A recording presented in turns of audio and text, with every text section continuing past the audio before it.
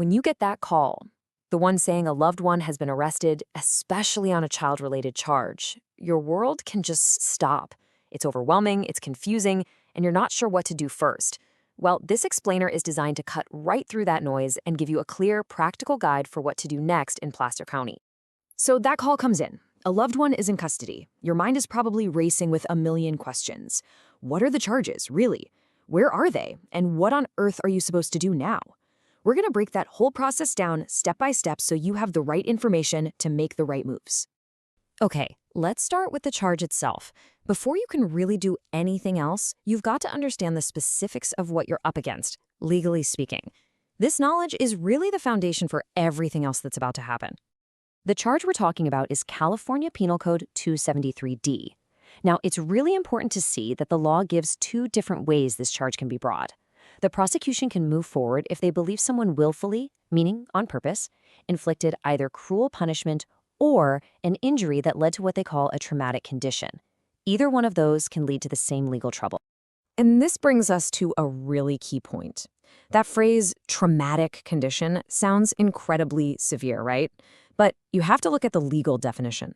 The law is very clear that the injury can be minor or serious.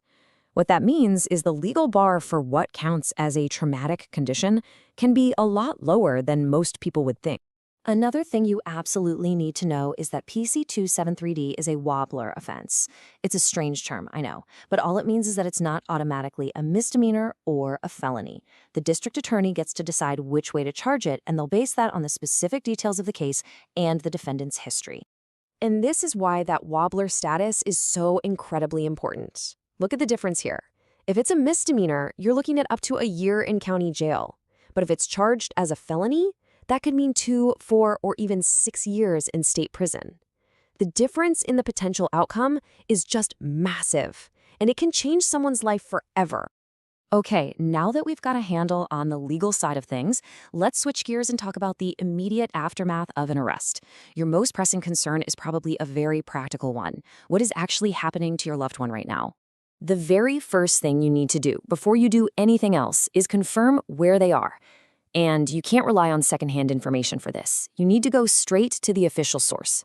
The Placer County Sheriff's Office has an online tool called Who's in Custody, and that is your best bet for getting accurate, real-time information.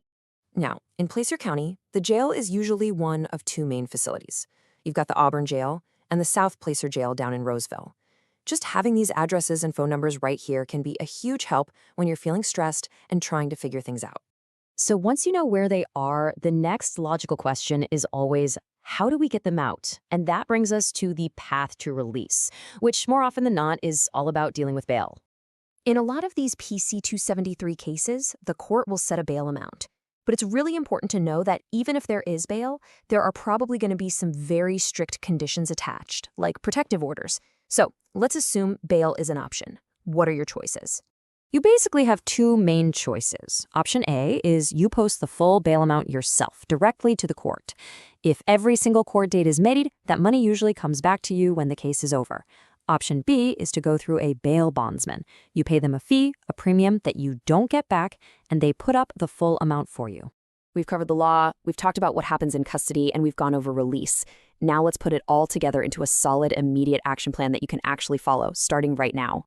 Look, it's so important to stay calm and methodical. Just follow this checklist. 1, use that official online system to find them. 2, get every detail you can, the booking number, the case number, and find out the bail amount. 3, and this is so important, contact a criminal defense attorney right away. 4, if you're going the bond route, call a bondsman. And last but definitely not least, 5, you have to take any protective orders seriously. They are not suggestions, they are court orders, and you have to follow them to the letter. You know, this quote really gets to the heart of it. The source material points out that when you're in a situation this stressful, you're not looking for a law school lecture. You just want a clear path. The whole process feels chaotic, and having a defined set of steps can make all the difference in the world. And this brings us to one last thought. When you're facing a legal challenge this intimidating, it can feel like you're lost. But by just taking one clear, understandable step at a time, you start to arm yourself with information. And maybe, just maybe, in the middle of a crisis, that clarity is the first and most important step to finding your way forward.